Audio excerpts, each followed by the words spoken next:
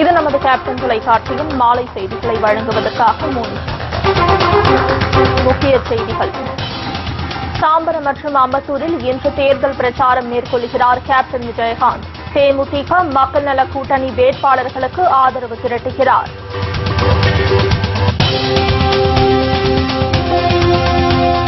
பொதுமக்களின் பாதுகாப்பை உறுதி செய்யாத ஜெயலலிதாவுக்கு கேப்டன் விஜயகாந்த் கடும் கண்டனம். கூட்ட நெரிசலில் சிக்கி 2 பேர் உயிரிழந்த விவகாரம் குறித்து நீதி விசாரணை நடத்தவும் வலியுறுத்தல்.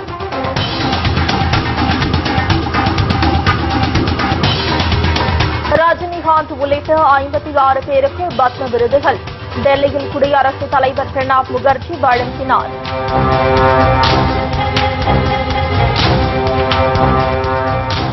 தேமுதிக மக்கள் நல கூட்டணி தமாக போட்டியிடும் தொகுதிகள் இன்று மாலைக்குள் அறிவிக்கப்படும். விடுதலை சிறுத்தைகள் கட்சி தலைவர் தொல் திருமாவளவன் பேட்டி.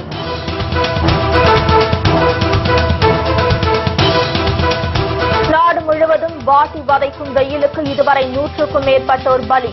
வெளியே தலை காட்ட முடியாமல் வீட்டிலேயே முடங்கிய மக்கள்.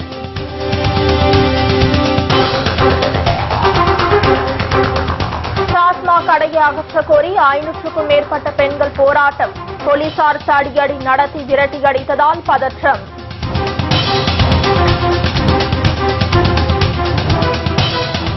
விரிவான செய்திகள். தேமுதிக மக்கள் நல கூட்டணி வேட்பாளர்களுக்கு ஆதரவாக சென்னை தாம்பரம் மற்றும் அம்பத்தூரில் கேப்டன் விஜயகாந்த் இன்று 2வது நாளாக தேர்தல் பிரச்சாரம் மேற்கொள்கிறார். இதற்கான ஏற்பாடுகள் பிரம்மாண்டமான முறையில் நடந்து வருகிறது. சட்டப்பேரவை தேர்தல் வரும் 16ஆம் தேதி நடைபெறுகிறது.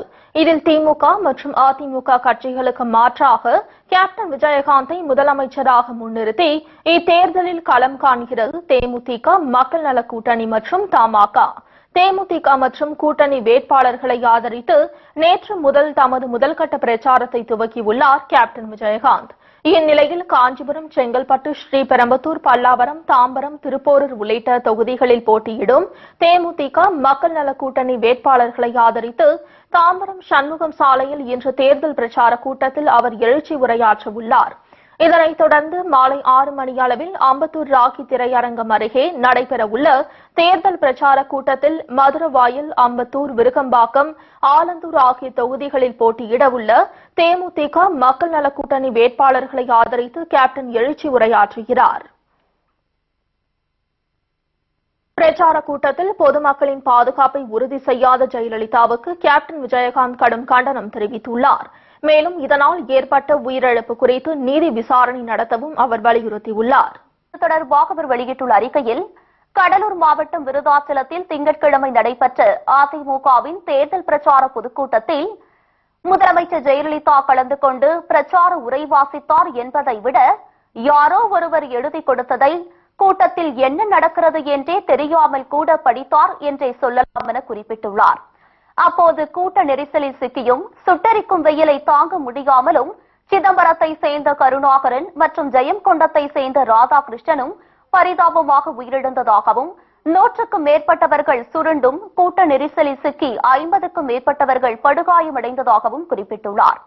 பாதிக்கப்பட்டவர்கள் தாமதமாக மருத்துவமனைகளுக்கு அழைத்து செல்லப்பட்டுள்ளதாகவும் அவர் புகார் கூறியுள்ளார். கூட்டத்தில் சிக்கியவர்கள் உயிரிழந்தது அதிர்ச்சியும் வேதனையும் அளிப்பதாக கூறியுள்ள கேப்டன், உயிரிழந்தோரின் குடும்பத்தினருக்கு தமது ஆழ்ந்த இரங்கலையும் அனுதாபத்தையும் தெரிவித்துக் கொண்டுள்ளார். படுகாயமடைந்தவர்கள் விரைவில் குணமடைய இறைவனை பிரார்த்திப்பதாகவும் அவர் தெரிவித்துள்ளார். இந்த கொடுமைகளுக்கு எல்லாம் முக்கிய காரணமாக விளங்குவது ஆளும் ஜெயலலிதாவும் அதிமுக ஆட்சியாளர்களும் தான் என்பது தெளிவாக விளங்குவதாகவும் அவர் தெரிவித்துள்ளார். ஜெயலலிதாவின் வசதிக்காக அரியலூர், பெரம்பலூர், கடலூர் ஆகிய 3 மாவட்டங்களை சேர்ந்தவர்கள் ஒரே இடத்திற்கு அழைத்து வரப்பட்டதை அவர் சுட்டிக்காட்டியுள்ளார். கூட்டத்தில் பங்கேற்க வைப்பதற்கு என 100கணக்கான வாகனங்களில் ஆயிரக்கணக்கானோரை ஆளுங்கட்சியினர் காலை 9 மணியில் இருந்தே அழைத்து வந்து நிறுத்தி வைத்துள்ளதாக குறிப்பிட்டுள்ள கேப்டன், கடும் கோடை காலத்தில் சுட்டரிக்கும் வெயிலில் காலை முதல் மாலை வரை வெட்ட வெளியில் இருக்கும்படி செய்ததால் பெண்களும் வயதானவர்களும் மட்டுமல்லாமல் இளைஞர்களும் சுருண்டு விழுந்ததாக தெரிவித்துள்ளார். தான் மட்டும் குழு குழு ஏசியில் இருந்து கொண்டு மக்களை வெயிலின் கொடுமைக்கு ஆளாக்கிய இந்த அதிமுக அரசை தேமுதிக சார்பில் வன்மையாக கண்டிப்பதாகவும் கேப்டன் கூறியுள்ளார். இந்த மக்கள் ஜெயலலிதாவை காண்பதற்கு தானாக வந்தவர்கள் இல்லை, மாறாக மக்களின் வறுமையை பயன்படுத்தி அவர்களுக்கு 500 1000 கொடுத்து கூட்டி வந்து வெயிலின் கொடுமையில் அவர்களை பலி கொடுத்திருப்பது கண்டனத்திற்குரியது என்றும் அவர் தெரிவித்துள்ளார். மேலும் காவல்துறையும் தேர்தல் ஆணையமும் கைகட்டி வேடிக்கை பார்த்ததோடு மட்டுமல்லாமல் ஆளும் ஆட்சியாளருக்கு ஆதரவாக இருந்து கொண்டு மக்களை உடனடியாக காப்பாற்றும் முயற்சியில் ஈடுபடாமல் இருந்தது மிக கொடுமையானது என்றும் அவர் கூறியுள்ளார். போதுமான குடித்தண்ணீரும் முதலுதவிக்காக ஆம்புலன்ஸ் வசதியும் செய்து தராமல் இந்த கூட்டம் கூட்டப்பட்டுள்ளதாகவும் எதிர்க்கட்சியினரின் செயல்பாடுகளை தீவிரமாக கண்காணித்து இயல்பான பணிகளை கூட செய்ய விடாமல் தடுக்கும் தேர்தல் ஆணையம் ஆளும் ஆட்சியாளர்களுக்கு ஆதரவாக செயல்படுகிறதோ என்ற ஐயம் எழுந்துள்ளதாகவும் கேப்டன் குறிப்பிட்டுள்ளார். மனித உரிமை பிரச்சினைகளில் தானாக தலையிடும் நீதிமன்றங்களும் ஜெயலலிதாவின் பிரச்சார கூட்டத்தில் உயிரிழப்பு ஏற்பட்டது குறித்தும் உரிய நீதியை நிலைநாட்ட வேண்டும் என்று மக்கள் விரும்புவதாகவும் அவர் தெரிவித்துள்ளார்.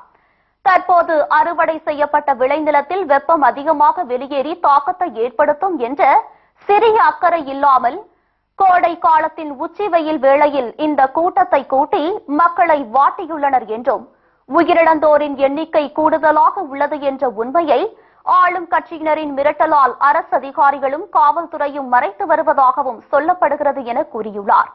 ஜெயலலிதாவின் சீரற்ற நிர்வாகத்தாலும் ஆணவ அணுகுமுறையாலும் வெள்ளத்தாலும் வெயிலின் கொடுமையாலும் மக்கள் சாகடிக்கப்படுவதாக வேதனை தெரிவித்துள்ள கேப்டன் உயிரிழந்தோரின் குடும்பத்தினருக்கு உரிய இழப்பீடு வழங்க வேண்டும் என்று வலியுறுத்தியுள்ளார். மேலும் இந்த விவகாரம் தொடர்பாக உரிய விசாரணை நடத்தப்பட்டு சம்பந்தப்பட்டவர்களுக்கு தண்டனை கிடைக்க நடவடிக்கை எடுக்க வேண்டும் என்று கேட்டுக் கொண்டுள்ள தேமுதிக தலைவர் கேப்டன் விஜயகாந்த் இந்த ஆண்டில் மக்கள் நலன் போற்றும் புதிய ஆட்சி அமைந்து மக்கள் நலன் காக்கப்படும் என்று உறுதியளித்துள்ளார். விருதாச்சலத்தில் நடைபெற்ற ஜெயலலிதாவின் பிரச்சார கூட்டத்திற்கு சென்ற 2 பேர் கூட்ட நெரிசலில் சிக்கி உயிரிழந்தனர். மேலும் 15க்கும் மேற்பட்டோர் மயக்கமடைந்து சிகிச்சை பெற்று வருகின்றனர். அவர்களை வலுக்கட்டாயமாக போலீசார் வெளியேற்றி வருவதாக கூறப்படுகிறது. முறையான ஏற்பாடுகள் செய்யாததே இதற்கு காரணம் என தெரிகிறது. இதுகுறித்து நமது சிறப்பு செய்தியாளர் ஆசை தம்பி தரும் தகவலை தற்போது கேட்கலாம். வணக்கம் ஆசை தம்பி. வணக்கம். இது குறித்தான உங்க தகவலை சொல்லுங்க. அதாவது நேற்றைய தினம் தமிழக முதலமைச்சர் ஜெயலலிதா அவர்கள் விருத்தாச்சலத்தில் தன்னுடைய தேர்தல் பிரச்சாரத்தை தொடங்கியிருந்தார். அப்பொழுது மக்களை பணம் கொடுத்து அவர்களை ஏறத்தாழ காலை 9 மணி முதல் அந்த பொதுக்கூட்டத்தில் காக்க வைத்திருந்ததாக பல செய்திகள் வந்து கொண்டிருக்கிறது. இந்த நிலையில் அவர் நேற்றைய தினம் 4 மணிக்கு தன்னுடைய தேர்தல் பிரச்சார உரையை தொடங்கினார். ஆக இந்த மிகப்பெரிய பாதிக்கக்கூடிய சுட்டெரிக்கக்கூடிய வெயிலில் காலை முதல் காத்து கிடந்த மக்கள் மிகப்பெரிய பாதிக்கு உள்ளாகி மயக்க நிலையில் அடைந்தார்கள். குறிப்பாக தமிழக முதலமைச்சர் ஜெயலலிதா வருகை தந்தபோது அவர்கள் மயக்க நிலையை உச்சநிலையை அடைந்து கீழே சரிந்து விழுந்திருக்கிறார்கள். ஆனால் அந்த நேரத்தில் அவர்களை மருத்துவமனைக்கோ அந்த இடத்திலிருந்து வெளியேற்றினாலோ சலசலப்பு ஏற்படும் என்ற அடிப்படையின் காரணமாக அதிமுகவினர் அவர்களை அங்கிலிருந்து வெளியேற்றவில்லை என்றும், குறிப்பாக இதை அங்கிருந்த காவல்துறையினர் அனுமதிக்கவில்லை என்றும் குற்றச்சாட்டு இடுகிறது. இந்த நிலையில் நேற்றைய தினம் பொதுக்கூட்டத்தை முடிந்த பிறகு ஜெயலலிதா அவர்களுடைய பொதுக்கூட்டம் முடிந்த பிறகு அங்கிருந்து ஏறத்தாழ நூற்றுக்கணக்கான பொதுமக்கள் இந்த வெப்பமான அந்த கொடுமையின் காரணமாக பாதிக்கப்பட்டிருப்பதாகவும் அவர்கள் அருகிலுள்ள அரசு மருத்துவமனைக்கு எடுத்துச் செல்லப்பட்டார்கள். இந்த நிலையில் நேற்றைய தினமே கருணாகரன், ராதாகிருஷ்ணன் ஆகிய இருவரும் இந்த கூட்ட நெரிசலில் சிக்கி பாதிக்கப்பட்டு பலியான தகவல்கள் அனைவருக்கும் கிடைத்தது. இதனை அடுத்து ஏறத்தாழ 19 பேர் மிகவும் கவலைக்கிடமான நிலையில் அரசு மருத்துவமனையில் அனுமதிக்கப்பட்ட செய்தியும் வந்திருக்கிறது. இதில் மிகவும் வேதனைக்குரிய செய்தி என்னவென்றால், அப்படி நூற்றுக்கணக்கான மக்கள் இந்த பாதிப்புக்கு உள்ளாகி அரசு மருத்துவமனையில் அனுமதிக்கப்பட்ட பொழுது இவர்கள் இங்கிருந்தால் பாதிக்கப்பட்டவர்களின் எண்ணிக்கை ஊடகங்களுக்கு தெரிந்துவிடும், அரசியல் கட்சிகளுக்கு தெரிந்துவிடும், இதனால் தமக்கு பாதிப்பு ஏற்படும் என்று அஞ்சிய அதிமுகவினர் காவல்துறை மூலமாக அவர்களை மருத்துவமனையில் இருந்து அகற்றும் வேலையில் ஈடுபட்டிருப்பது என்பது மிகவும் வருத்தத்துக்குரிய செய்தியாக வந்து கொண்டிருக்கிறது. இதிலும் குறிப்பாக இது தொடர்பாக செய்திகளை வெளியிட்டுள்ள தமிழக முதலமைச்சர் ஜெயலலிதா அவர்கள் உடல்நல குறைவால் இறந்திருக்கிறார்கள் என்ற ஒரு செய்தியை தந்திருப்பது மேலும் பலருக்கு மிகப்பெரிய அதிர்ச்சியை தந்திருக்கிறது. இது தொடர்பாக தேமுதிக தலைவர் கேப்டன் விஜயகாந்த் கொடுத்துள்ள அறிக்கையில், அதாவது மனித நேயத்தை பாதுகாக்கின்ற வகையில் நீதிமன்றம் என்பது தானாக வழக்கு தொடர்ந்து இதை நீதி விசாரணைக்கு உட்படுத்த வேண்டும். ஏனெனில் இந்த மக்கள் என்பது பிறரால் பணம் கொடுத்து அழைக்க வரப்பட்டிருக்கிறார்கள் என்ற செய்தியின் அடிப்படையில் இவர்கள் காலை முதல் சுட்டெரிக்கும் வெயிலில் காத்து கிடந்ததன் அடிப்படையில் கூட்ட நெரிசலில் அவர்கள் பாதிக்கப்பட்டதனாலும், குறிப்பாக அவர்களுக்கு உணவு வழங்கப்படும் என்று உறுதியளித்து அழைக்க வரப்பட்டு அவர்களுக்கு மதிய உணவு கொடுக்கப்படவில்லை என்பதனாலும், உணவு கிடைக்காதனாலும், தண்ணீர் கிடைக்காதனாலும், கூட்ட நெரிசலினாலும், கொடுமையான வெப்பத்தின் காரணமாகவும் பாதிக்கப்பட்ட மக்கள் இறந்திருக்கிறார்கள். இதற்கு நீதி விசாரணை வேண்டும் என்ற அடிப்படையில் நீதி விசாரணையை நீதிமன்றமே தானாக வழக்கு தொடுத்து நடத்த வேண்டும் என்கின்ற ஒரு செய்தியை தேமுதிக தலைவர் கேப்டன் விஜயகாந்த் தெரிவித்திருக்கிறார். உங்க தகவலுக்கு நன்றி. சிறிய இடைவேளைக்கு பிறகு மேலும் பல செய்திகளை பார்க்கலாம். தொடர்ந்து இணைந்திருங்கள் நமது கேப்டன் தொலைக்காட்சியுடன். அப்துல் கலாம் கிராம எப்போதும் இல்லாத அளவுக்கு வெயில் வாட்டி வதைப்பதால் வீடுகளை விட்டு வெளியேற மக்கள் அஞ்சும் நிலை ஏற்பட்டுள்ளது. உலக வெப்பமயமாதல் குறித்த விழிப்புணர்வு மக்களிடம் குறைந்துள்ளதாகவும், மரங்கள் மற்றும் காடுகள் அழிக்கப்படுவதாலும் ஆண்டுதோறும் வெயிலின் கோரப்பிடி இறுகி கொண்டே செல்கிறது. கோடை துவங்குவதற்கு முன்பே வெயில் தாகித்து வருவதால் மக்கள் வீடுகளை விட்டு வெளியேறவே அஞ்சுகின்றனர். பல மாநிலங்களில் வெயில் 110 டிகிரியை தொட்டுவிட்டது. உத்தரப்பிரதேசத்தில் வெயிலுடன் வெப்பக்காற்றும் வீசுவதால் மக்கள் கடும் அவதிக்கு ஆளாகியுள்ளனர். வெயிலில் இருந்து தற்காத்துக் கொள்ள மக்கள் குளிர்பான கடைகளில் குவிகின்றனர். வாகனங்களில் செல்வோர் தகிக்கும் அனலை சமாளிக்க முகம் மற்றும் தலையை துணிகளால் மூடிக்கொண்டு செல்கின்றனர். தமிழகத்திலும் வெயிலின் தாக்கம் அதிகரிக்க துவங்கியுள்ளது. அதிகபட்சமாக திருச்சியில் 104 டிகிரியாக வெப்பம் கொதித்தது. திருப்பத்தூர், சேலம் மற்றும் பரமத்தி வேலூரில் 104 டிகிரியாக சுட்டெரிக்கும் சூரிய வெப்பம் பதிவானது. தருமபுரி, மதுரை, பாளையங்கோட்டை ஆகிய இடங்களில் 102 டிகிரி வெப்பம் பதிவானது.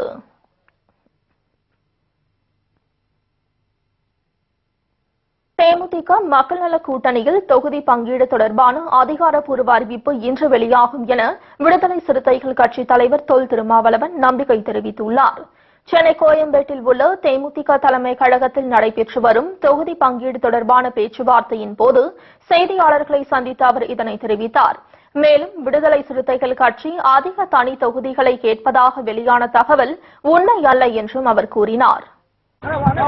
எங்கள் கூட்டணி மெகா கூட்டணி, 6 கட்சிகள் இடம்பெற்றிருக்கிற கூட்டணி. நேற்று காலை 11 மணி அளவில் நாங்கள் பேசத் தொடங்கினோம்.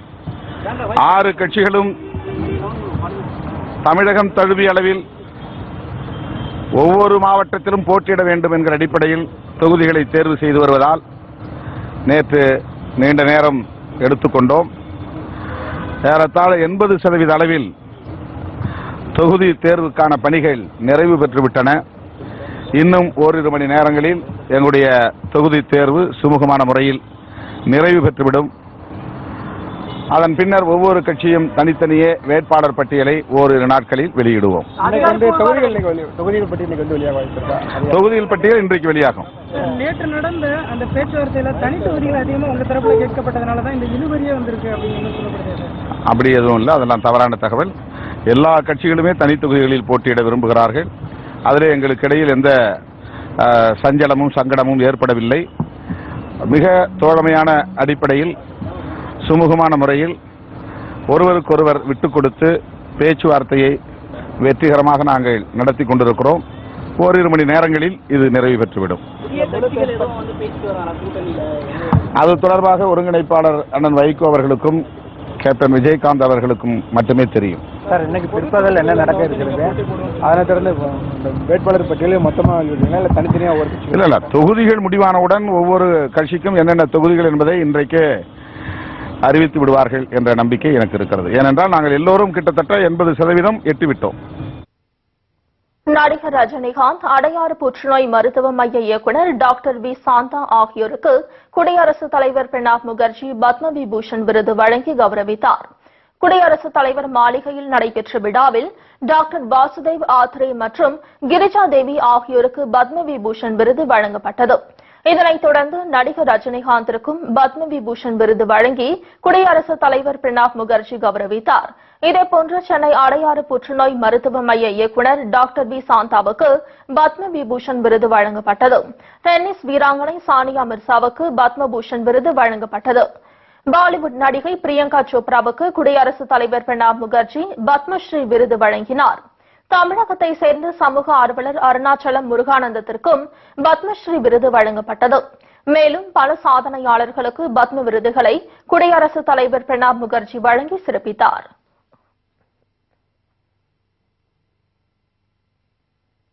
நூறு சதவீத வாக்குப்பதிவை வலியுறுத்தி தமிழகத்தின் பல்வேறு இடங்களில் மனித சங்கிலி விழிப்புணர்வு பிரச்சாரம் நடைபெற்றது. வருகிற சட்டமன்ற தேர்தலில் தஞ்சை மாவட்டத்தில் உள்ள 8 சட்டமன்ற தொகுதிகளிலும் 100% வாக்குப்பதிவிற்காக அணைக்கரை முதல் மல்லிப்பட்டினம் வரையிலும், கல்லணை தொடங்கி சாலியமங்கலம் வரையிலும் என 200 கிலோமீட்டர் நீளத்திற்கு மாபெரும் விழிப்புணர்வு மனித சங்கிலியில் நூற்றுக்கணக்கான கல்லூரி மாணவ மாணவியர்கள் மற்றும் பொதுமக்களும் பெரும் திரளாக கலந்து கொண்டனர். மே மாதம் 16ஆம் தேதி நடைபெறக்கூடிய சட்டமன்ற தேர்தலில் தஞ்சை மாவட்டத்தில் இருக்கக்கூடிய 8 சட்டமன்ற தொகுதிகளில் உட்பட்ட பகுதிகளில் திருவண்ணாமலை மாவட்டத்தில் 100% வாக்குப்பதிவு குறித்து விழிப்புணர்வு ஏற்படுத்தும் வகையில் மாவட்ட ஆட்சியர் தலைமையில் நடைபெற்றது. இதில் ஏராளமான மாணவ மாணவிகள் மற்றும் பொதுமக்கள் கலந்து கொண்டனர். இதேபோல் காரைக்காலிலும் நடைபெற்ற விழிப்புணர்வு பிரச்சார பேரணியில் நூற்றுக்கணக்கானோர் கலந்து கொண்டு வாக்களிப்பதன் அவசியம் குறித்து வலியுறுத்தப்பட்டது.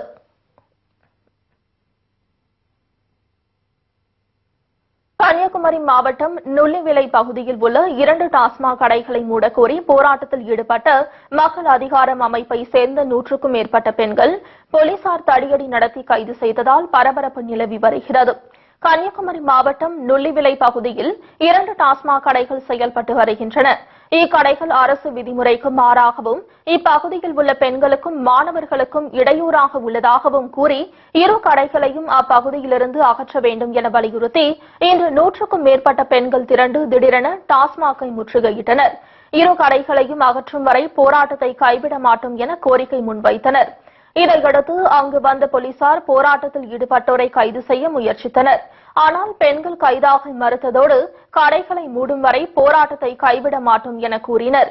இதனால் போராட்டத்தில் ஈடுபட்ட பெண்களை தடியடி நடத்தி விரட்டியடித்ததுடன் அவர்களை அராஜக முறையில் கைது செய்ததால் அங்கு பெரும் பதற்றம் நிலவி வருகிறது.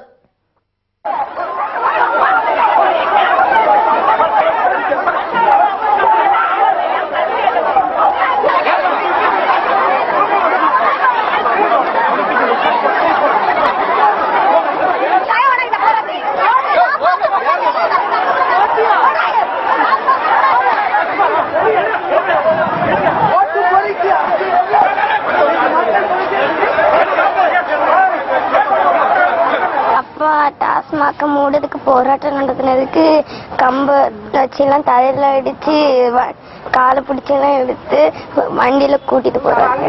டாஸ்மாக் போராட்டத்துல ஈடுபட்ட பொம்பளைங்களை ஆம்பளை போலீஸ் பொம்பளைனையும் பார்க்காம கையை பிடிச்சு இழுத்து காலை பிடிச்சு அவங்க ட்ரெஸ் எல்லாம் கிழிச்சு அந்த வண்டியில ஏற்றி கொண்டு போறாங்க.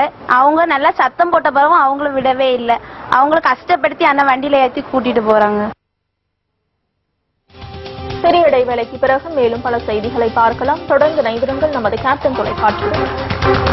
வேலை வாய்ப்பு. சேலத்தில் பிரபல குளிர்பான நிறுவனத்தில் சார்பில் விற்பனை செய்யப்பட்ட 600க்கும் மேற்பட்ட காலாவதியான குளிர்பான பாட்டில்கள் உணவு பாதுகாப்பு அதிகாரிகள் பறிமுதல் செய்தனர். கோடை காலத்தை முன்னிட்டு சேலத்தில் காலாவதியான குளிர்பானங்கள் விற்பனை செய்யப்படுவதாக உணவு பாதுகாப்பு அதிகாரிகளுக்கு புகார் அளிக்கப்பட்டது. இதையடுத்து பல்வேறு இடங்களில் அவர்கள் நடத்திய சோதனையில் காலாவதியான குளிர்பானங்கள் விற்பனை செய்யப்படுவது கண்டறியப்பட்டது. அவற்றை பறிமுதல் செய்த அதிகாரிகள் கீழே கொட்டி அழித்தனர். இனி காலாவதியான குளிர்பானங்கள் விற்பது தெரியவந்தால் கடும் நடவடிக்கை எடுக்கப்படும் என உணவு அதிகாரிகள் கடை உரிமையாளர்கள் எச்சரிக்கை விடுத்துள்ளனர். ஒரு ஏஜென்ட் வந்து இந்த கூல்ட்ரிங்க்ஸ் எல்லாம் எடுத்துட்டு போய் சப்ளை பண்றதுக்காக போயிருக்கிறாரு. கஸ்டமர் வந்து சாமான் வாங்கிட்டு இருக்கும்போது இது ஒரு பாட்டில் எடுத்து பார்த்திருக்கிறாரு. அது டேட் வந்து ஆகஸ்ட் மாசம் இருந்ததையும் அதோட காலாவதியானது வந்து 3 மாசத்துக்குள்ள பயன்படுத்தணும் அப்படிங்கறதையும் பார்த்துட்டு எனக்கு புகார் தெரிவிச்சாரு. இந்த மாதிரி காலாவதியானதை கொண்டு வந்து போட்டுட்டு இருக்காங்க அப்படின்ட்டு. அப்புறம் வண்டி ஃபுல்லாவே பார்த்திருக்கிறாரு. இவ்வளவு பாட்டில்ஸ் இருக்கு அப்படின்னு சொல்லிட்டு தகவல் கொடுத்தாங்க. அதன் பேர்ல நாங்க போய் பார்க்கும்போது வந்து ஒரு 18 கேஸ் பக்கமா வந்து ஒரு பிரபல கம்பெனியோடது வந்து நிறைய இருந்துச்சு. அது அனைத்துமே வந்து காலாவதியானதுதான். அதனால நாங்க பறிமுதல் பண்ணிட்டு இப்ப கொண்டு வந்து அளித்து கொண்டிருக்கிறோம். தேர்தல் ஆணையத்தை கண்டித்து திருச்சியில் வணிகர் சங்கங்களின் பேரமைப்பு சார்பில் கண்டன ஆர்ப்பாட்டம் நடைபெற்றது. தமிழகத்தில் தேர்தல் நடத்தை விதிமுறைகள் அமலில் இருப்பதால் உரிய ஆவணம் இன்றி கொண்டு செல்லப்படும் பணம் மற்றும் பொருட்களை பறக்கும் படை அதிகாரிகள் பறிமுதல் செய்து வருகின்றனர். சோதனையில் வணிகர்களை பெருமளவில் பாதிக்கப்படுவதாக குற்றச்சாட்டு எழுந்துள்ளது. வணிகர்கள் 3 லட்சம் ரூபாய் வரை எந்தவித ஆவணமும் இன்றி பணம் கொண்டு செல்ல அனுமதிக்க வேண்டும் என்று வணிகர் சங்கங்களின் சார்பில் கோரிக்கை விடுக்கப்பட்டிருந்தது. இந்நிலையில் அது தொடர்பாக தேர்தல் ஆணையம் இதுவரை எந்தவித கருத்தும் தெரிவிக்காததை கண்டித்து திருச்சியில் வணிகர் சங்கங்களின் பேரமைப்பு சார்பில் கண்டன ஆர்ப்பாட்டம் நடைபெற்றது. இதையடுத்து செய்தியாளர்களிடம் பேசிய அச்சங்கத்தின் மாநில தலைவர் விக்ரமராஜா, வணிகர்கள் பாதிக்கப்படும் வகையில் தேர்தல் ஆணையம் செயல்பட்டு வருவதால் தேர்தல் சமயத்தில் மாபெரும் கடையடைப்பு போராட்டம் நடத்தப்படும் என்று எச்சரித்துள்ளார். தமிழகத்திலே தேர்தல் தேதி அறிவிக்கப்பட்ட பிறகு எங்களுடைய வணிகம் முடக்கப்பட்டுக் கொண்டிருக்கிறது. திட்டமிட்டு வணிகருடைய பணங்கள் பொருள்கள் மட்டுமே பறிக்கப்படுகிறது. சாமானிய விவசாயிகள் பொதுமக்கள் பணங்கள் மட்டுமே பறிக்கப்படுகிறது. இதுவரை எந்த அரசியல்வாதிகளுடைய பணமும் பறிக்கப்படவில்லை. ஆகவே கண்டித்து முதல் கட்டமாக இந்த ஆர்ப்பாட்டத்தை தொடங்கியிருக்கிறோம். இதே நிலை நீடித்தால் எங்களுடைய அடுத்த கட்ட போராட்டம் திட்டமிட்டபடி தேர்தல் நடைபெறுகின்ற பொழுது கடைகளை அடைத்து இருக்கக்கூடிய சூழலை தேர்தல் ஆணையம் தள்ளிவிடக்கூடாது. கடை அடைப்புக்கு தமிழகத்தினுடைய ஒட்டுமொத்த வணிகர்களும் தயாராக வேண்டும், தயாராகி கொண்டிருக்கிறார்கள் என்பதை எச்சரிக்கையோடு வணிகர்களிடம் இருந்து பறிமுதல் செய்யப்பட்ட பணம் மற்றும் பொருட்களை உடனடியாக திரும்ப வழங்க வேண்டும் என்று ஆர்ப்பாட்டத்தில் வலியுறுத்தப்பட்டது. வெளிநாட்டு சிறையில் உள்ள 62 மீனவர்களை விடுவிக்க வலியுறுத்தி ராமநாதபுரத்தில் மீனவர்கள் பேரணி மற்றும் ஆர்ப்பாட்டத்தில் ஈடுபட்டனர். ஒப்பந்த அடிப்படையில் சவுதி நாட்டிற்கு மீன்பிடிக்க சென்ற ராமநாதபுரம் மாவட்டத்தை சேர்ந்த 46 மீனவர்கள் உட்பட 62 பேர் அங்குள்ள சிறையில் தவித்து வருகின்றனர். இந்நிலையில் அவர்களை விடுவிக்க வலியுறுத்தி ராமநாதபுரத்தில் மீனவர்கள் மற்றும் மீனவ பெண்கள் கலந்து கொண்ட பேரணி மற்றும் ஆர்ப்பாட்டம் நடைபெற்றது. மீனவர்களை விடுவிக்க மத்திய மாநில அரசுகள் விரைந்து நடவடிக்கை எடுக்க வேண்டும் என்று அவர்கள் வலியுறுத்தினர். 6 மாச காலமா எந்த வருமானமும் இல்லை எங்களுக்கு. அங்கேயே வந்து உழைச்ச சம்பளமும் கொடுக்கல. அதனால 3 மாசமா சாப்பாடுக்கு வழி இல்லாம அந்த கஷ்டப்படுறாரு. இங்க நாங்க 3 பிள்ளைகளை வச்சுக்கிட்டு எங்க குடும்பத்துக்கு ரொம்ப கஷ்டமா இருக்கு. ஸ்கூல் பள்ளிக்கூடத்துல படிக்கிற பிள்ளைகளுக்கு கூட சேர்க்க முடியாது. இந்த வருஷம் சேர்க்க முடியாத சூழ்நிலை இந்த மத்திய அரசு மாநில அரசு வந்து இதை ஏற்பாடு பண்ணி வீட்டுக்காரவங்களை 62 பேரையும் தாய்நாட்டுக்கு கொண்டு வரும் நிவாரண நிதியா வழங்க. இத்துடன் செய்திகள் நிறைவடைகின்றன. உண்மை செய்திகளை உள்ளபடி உடனுக்குடன் தெரிந்து கொள்ள தொடர்ந்து இணைந்திருங்கள் நமது கேப்டன் தொலைக்காட்சியுடன். வணக்கம்.